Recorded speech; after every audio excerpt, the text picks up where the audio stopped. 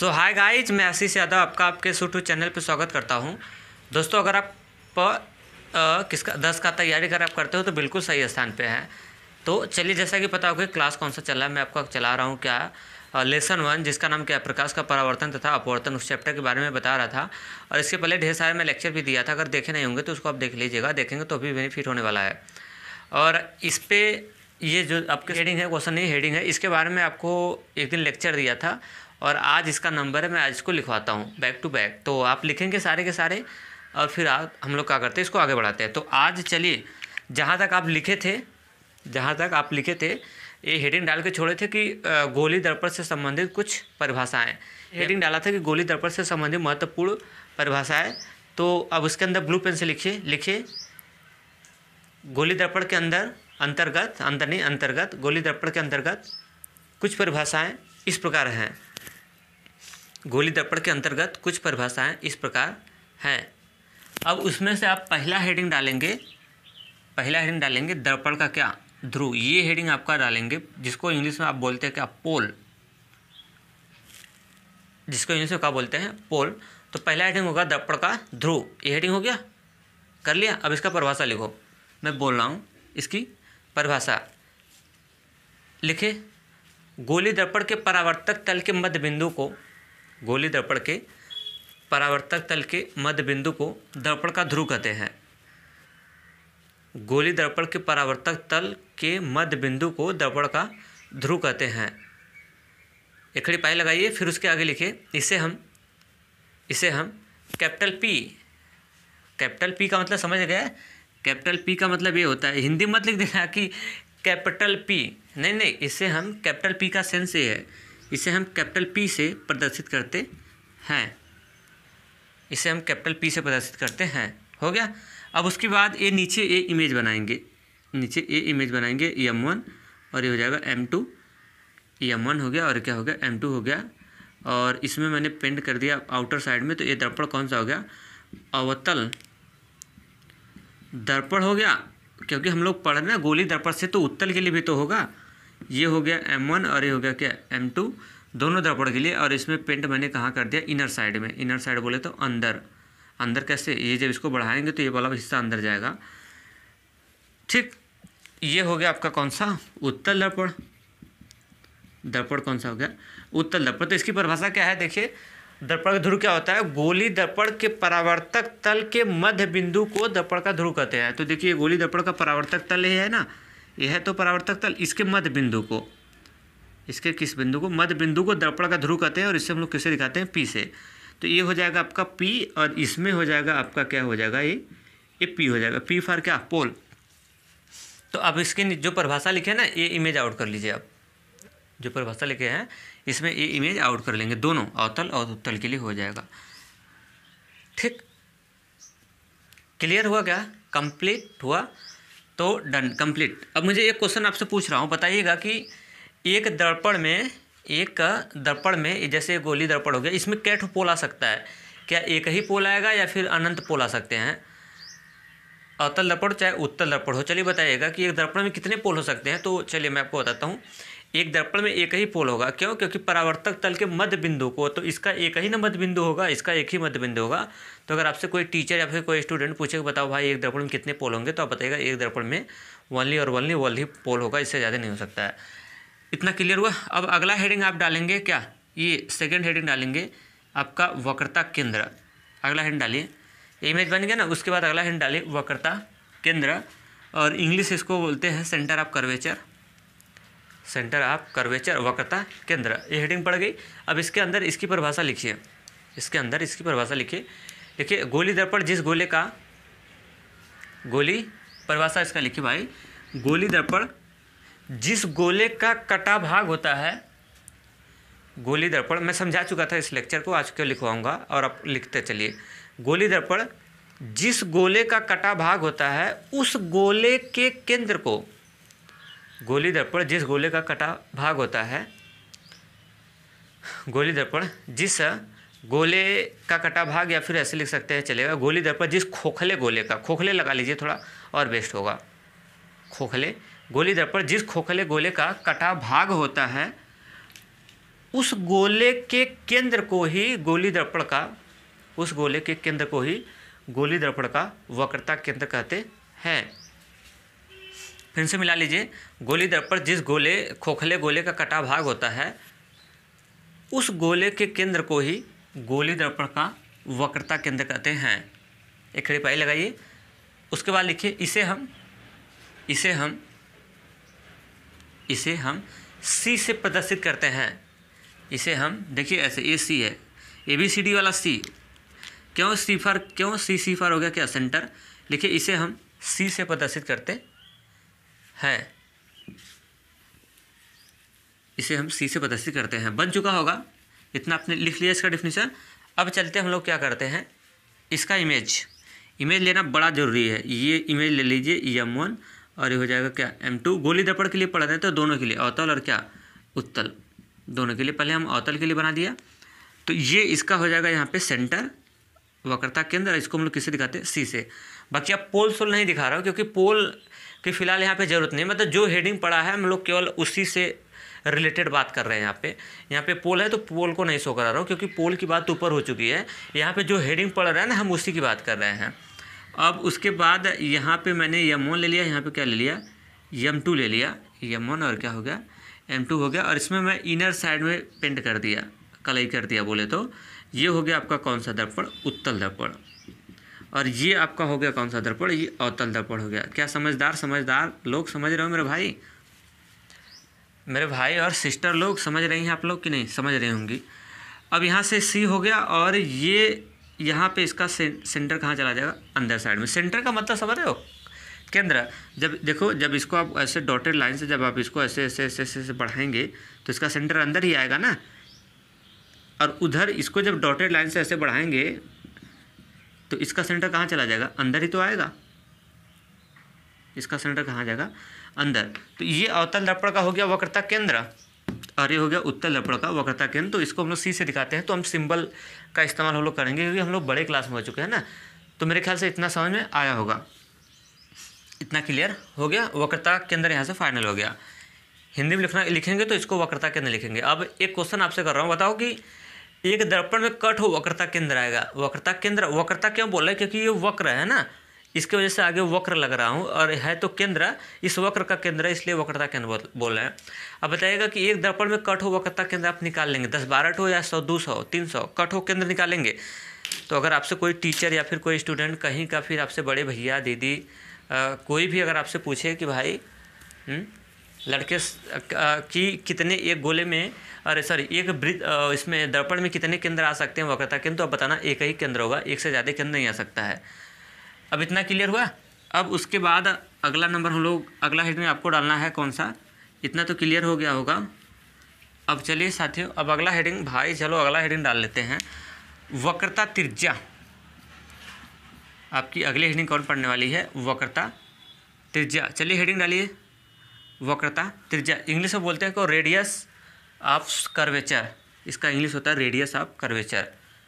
वक्रता त्रिज्या क्या होती है, वक्रता त्रिज्या के बारे में हम आपको बताते हैं। पहले हम लोग इसकी परिभाषा लिख लेते हैं। वक्रता त्रिज्या की परिभाषा लिखो, उसके बाद बात बन जाएगी। चलिए लिखिए, गोली परिभाषा इसका लिखिए, वक्रता त्रिज्या का लिखिए, गोली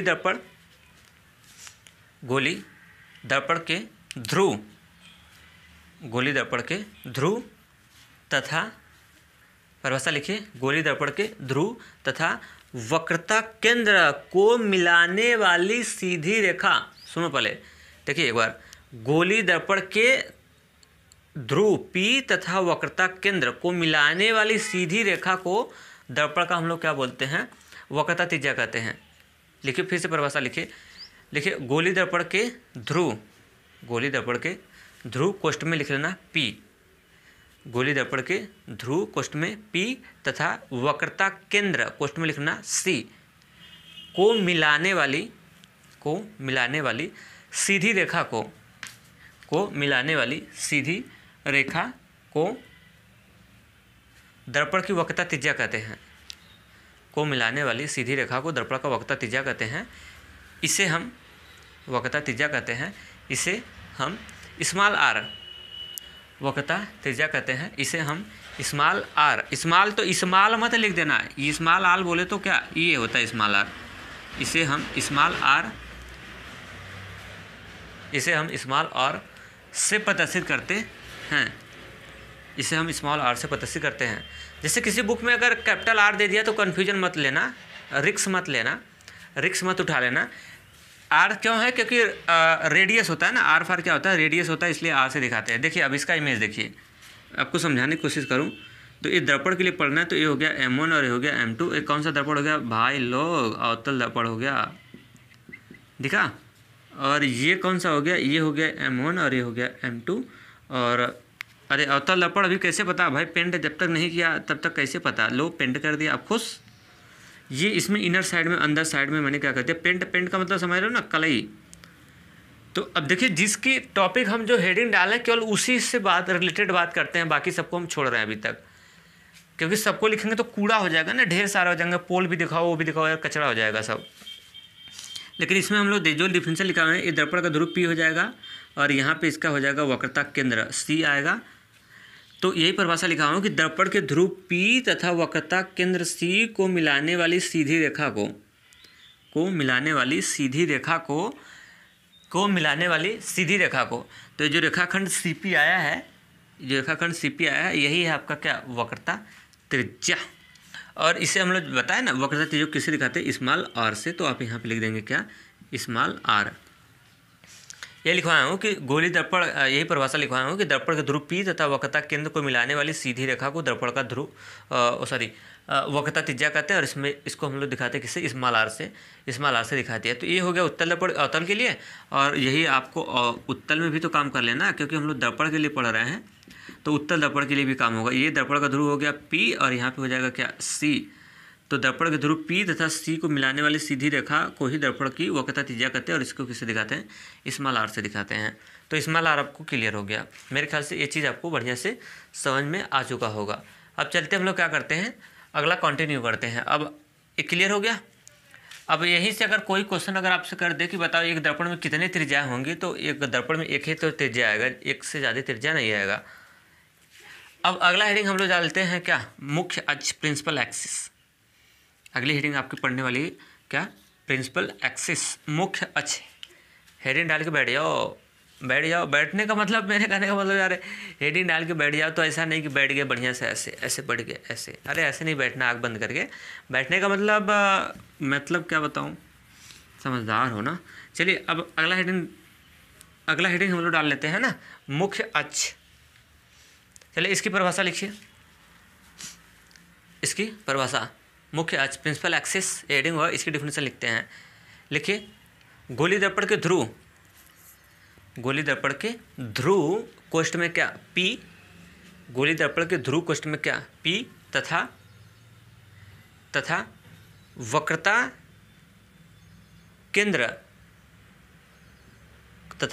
केंद्र को मिलाने वाली सीधी रेखा तथा वक्रता केंद्र को मिलाने वाली सीधी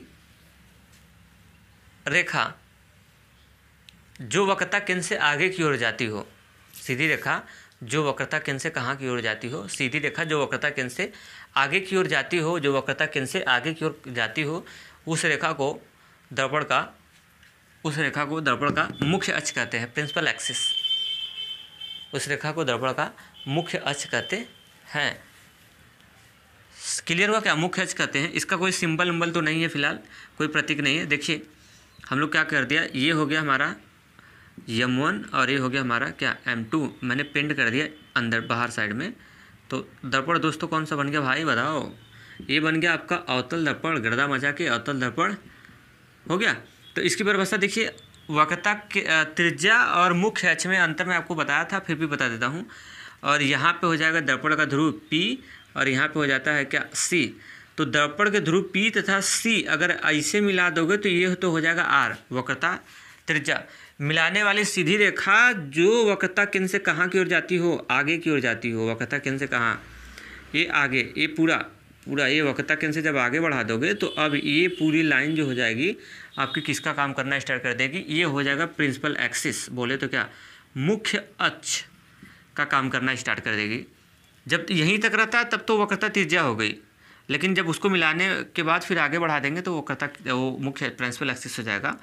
और उसी तरह यहाँ पे ले लेता हूँ M1, यहाँ पे ले लिया मैंने कितना M2 ले लिया, और यहाँ पे आपका क्या हो गया P पोल, और यहाँ पे क्या हो गया सेंटर C।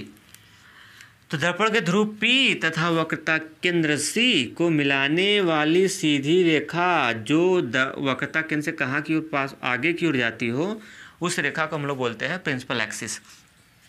तो इसमें अगर जैसे मैं मान लिया यहाँ पे अगर मैं R नाम ले लूँ, R कन्फ्यूजन मत होना, जैसे यस ले लिया इस वाले पॉइंट को, और यहाँ पे मैं जैसे मैं मान लिया Z ले लिया, तो इसमें जो PZ है और PS है ये मुख्य अक्ष होगा, मुख्य अक्ष होगा। मुख्य अक्ष बोले तो क्या प्रिंसिपल एक्सिस, मुख्य अक्ष बोले तो क्या प्रिंसिपल एक्सिस। तो ये इतना क्लियर हुआ, इतना क्लियर हो गया होगा मुख्य अक्ष। तो ये देखिए अब आपका मुख्य अक्ष हो गया, ये ऊपर बोलते हैं मुख्य अक्ष से ऊपर है, और अगर नीचे रहोगे तो इसको बोलते हैं मुख्य अक्ष से कहाँ नीचे। अब हम मेरे ख्याल से मुख्य अक्ष आपको समझ आ गया होगा। अगला हेडिंग डालते हैं हम लोग मुख्य फोकस। अगली हेडिंग क्लियर कर लो भाई, अगले हेडिंग डालो मुख्य फोकस। आज भाई पूरा ख़त्म कर दूंगा, ये पूरी की पूरी हेडिंग आज क्या हो जाएंगे समाप्त। अगला हेडिंग डाल लीजिए मुख्य फोकस, जिसको आप इंग्लिश में बोलते हैं क्या प्रिंसिपल फोकस। ये हेडिंग चलेगा, ये वाला हेडिंग चलने वाला है। क्या आप लोग हेडिंग डाल लिए क्या? मुख्य फोकस, मुख्य फोकस। चलिए इसकी परिभाषा लिखिए। देखिए मैं समझाया था, लिखिए मुख्य अक्ष के समांतर। पीछे का लेक्चर देखिएगा पूरा भाई बता दिया हूँ। तो आज चलेगा क्या, आज तो गर्दे की चला डिफिनीशन चलेगा गर्दे की तरह। इसमें से पेपर में कोई ना कोई जरूर आपको देखने को मिलता है, याद रखना। चलिए मुख्य हेडिंग क्या है था, मुख्य फोकस। देखिए परिभाषा, देखिए मुख्य अक्ष के समांतर, मुख्य ये प्रिंसिपल एक्सिस हो गया, मैं मान लेता हूँ ये मुख्य अक्ष है। तो मुख्य अक्ष के समांतर जाने वाली प्रकाश की किरण, अरे भाई ये तो सांप जैसा नाच रहा है क्या, ऐसे मुख्य अक्ष के समांतर जाने वाली प्रकाश की किरण। पहले परिभाषा लिख लेते फिर बात बनती है आगे ना। देखिए मुख्य अक्ष के समांतर जाने वाली प्रकाश की किरण, मुख्य अक्ष के समांतर जाने वाली प्रकाश की किरण दर्पण से टकराने के बाद, मुख्य अक्ष के समांतर जाने वाली प्रकाश की किरण दर्पण से टकराने के बाद मुख्य अक्ष को जिस बिंदु पे काटती है, मुख्य अक्ष के समांतर जाने वाली प्रकाश की किरण दर्पण से टकराने के बाद मुख्य अक्ष को जिस बिंदु पे काटती है, मुख्य अक्ष को जिस बिंदु से काटती है, फिर उसके बाद किस में काटती है, क्वेश्चन में लिख लेना अवतल दर्पण, अवतल दर्पण कोष्टक बंद। मुख्य अक्ष को जिस बिंदु पे काटती है, क्वेश्चन में लिखना अवतल दर्पण,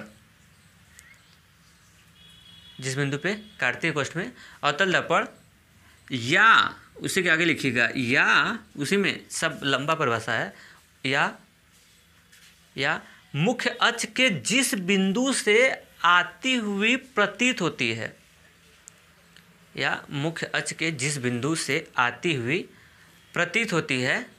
क्वेश्चन में लिखना है कौन सा दर्पण, उत्तल दर्पण, उत्तल दर्पण कोष्टक बंद। या मुख्य अक्ष के जिस बिंदु से आती हुई प्रतीत होती है, उस बिंदु को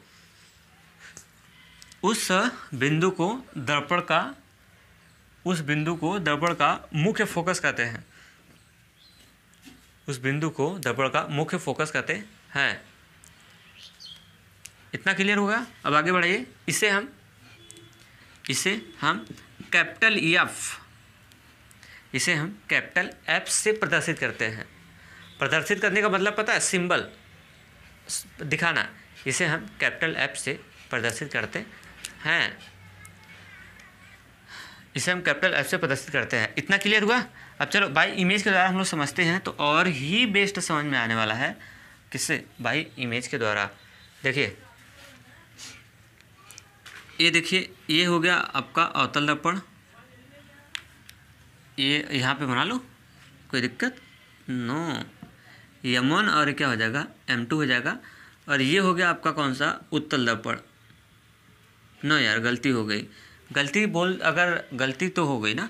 अगर कहीं पे गलती उल्टी जैसे बोल दिया, गलती उल्टी बोल दिया ना, तो मैं आपको तो सिखाती हूँ। अगर जैसे मैं कभी कभी उत्तल को अवतल भी बोल देता हूँ ना, तो लेकिन मैं आपको सिखा चुका हूँ। तो अगर ऐसा गलती होगा तो माफ़ करिएगा। यहाँ पे देखिए ये क्या है, किसकी बात हो रही थी, मुख्य फोकस का। हाँ ये देखिए, ये दर्पण का ये ध्रुव यहाँ पे हो गया P, और यहाँ पे होता है क्या C, इतना तो पता ही है। तो अब हम लोग क्या कर लेते हैं, P को C से क्या कर लेते हैं, जाने वाली सीधी रेखा अब ये जैसे जाएगी तो ये मुख्य अक्ष का काम करेगी। कौन सा, ये प्रिंसिपल एक्सिस हो जाएगी, आपकी मुख्य अक्ष हो गई। तो ये देखिए इसकी परिभाषा क्या है, मुख्य अक्ष के समांतर जाने वाली प्रकाश की किरण, ये समांतर रेखा, समांतर किरण है, ये है।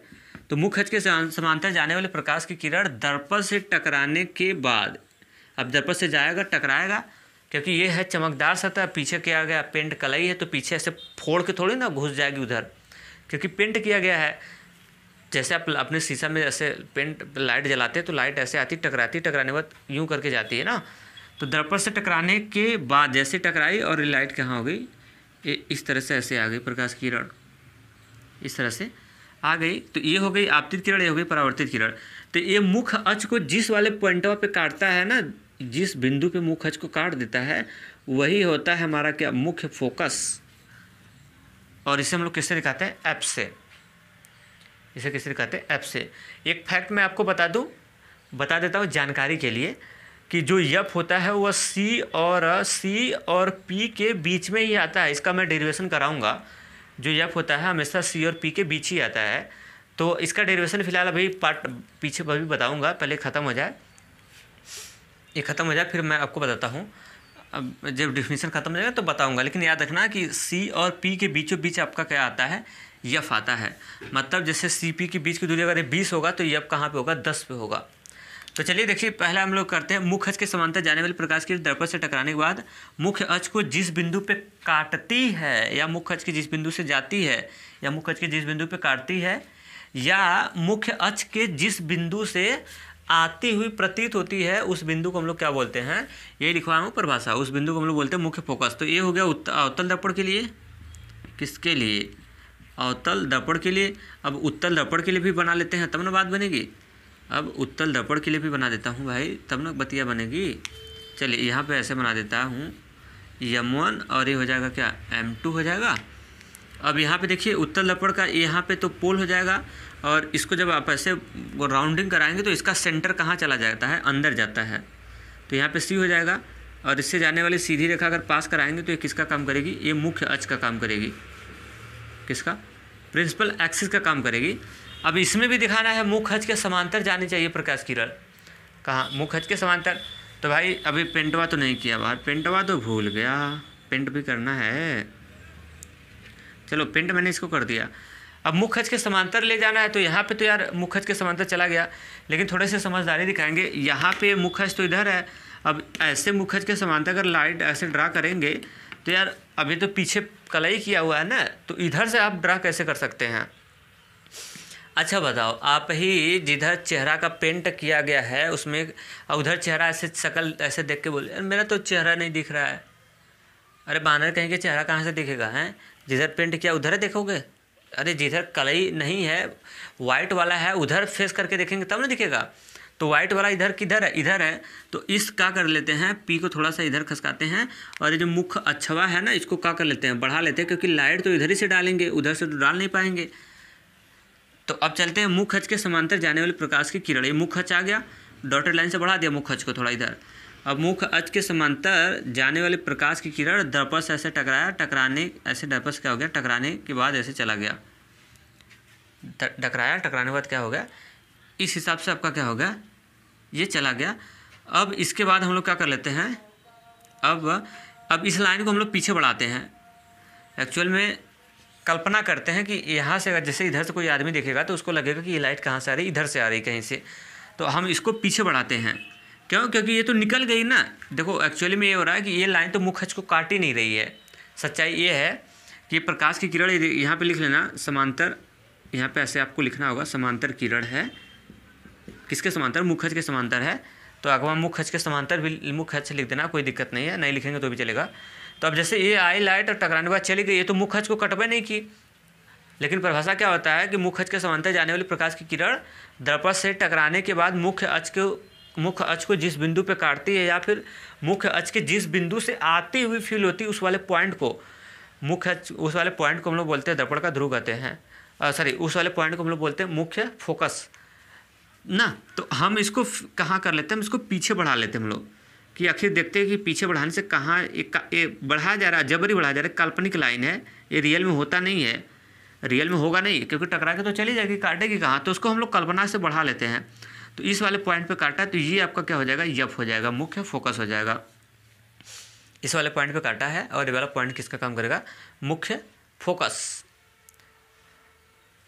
समझ में आया मुख्य फोकस क्या चीज़ होती है? मेरे ख्याल से आपको अच्छे से समझ में आया होगा। ये इसकी होगी क्या, मुख्य फोकस। तो ऐसा फील हो रहा है कि ये लाइट जो हो रहा है यहाँ से आ रही है, तो यही इसीलिए परिभाषा लिखा हुआ है कि इसीलिए परिभाषा ऐसा लिखा हुआ है कि मुख्य अक्ष के समांतर जाने वाली प्रकाश की किरण दर्पण से टकराने के बाद मुख्य अक्ष को जिस बिंदु पे काटती है या फिर मुख्य अक्ष के जिस बिंदु से आती हुई फीलिंग होती है, मतलब प्रतीत होती है, उस वाले पॉइंट को हम लोग क्या बोलते हैं, मुख्य फोकस कहते हैं। और इसे हम लोग किससे दिखाते हैं, कैपिटल एफ से दिखाते हैं। इतना क्लियर हुआ क्या? अब अगला हेडिंग डाल लीजिए। अब अगला हेडिंग, एक हेडिंग और डाल लेते हैं, उसके बाद ही सारे के सारे खत्म हो जाएंगे। अगला हेडिंग आपका क्या होगा, फोकस लेंथ।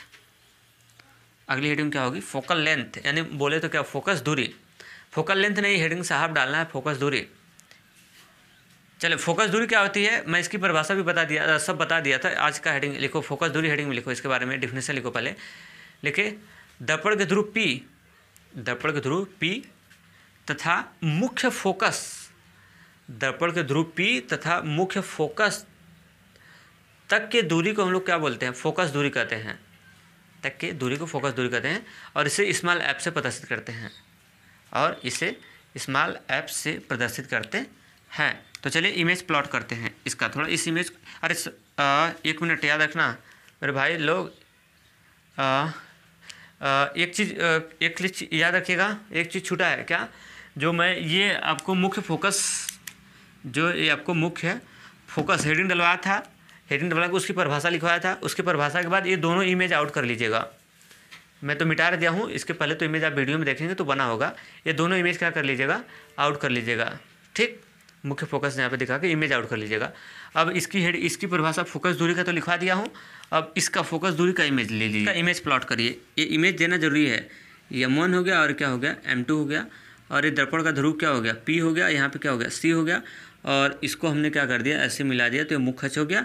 और यहाँ पे आपका निकला था क्या, मुख्य फोकस, जिसको आप किससे दिखाते हैं, कैपिटल एफ से दिखाते हैं। तो दर्पण के ध्रुव P और मुख्य फोकस एफ तक के बीच की जो दूरियां है ना, इसी को हम लोग बोलते हैं फोकस दूरी। इसको किससे दिखाते हैं, स्मॉल एफ से। तो पहले पेंट कर दूँ तब ना क्लियर होगा। दर्पण पेंट हो गया भाई, अब ये तैयार। दर्पण कौन सा है, अवतल दर्पण, अवतल दर्पण याद रखना, इसका बहुत बड़ा इस्तेमाल है।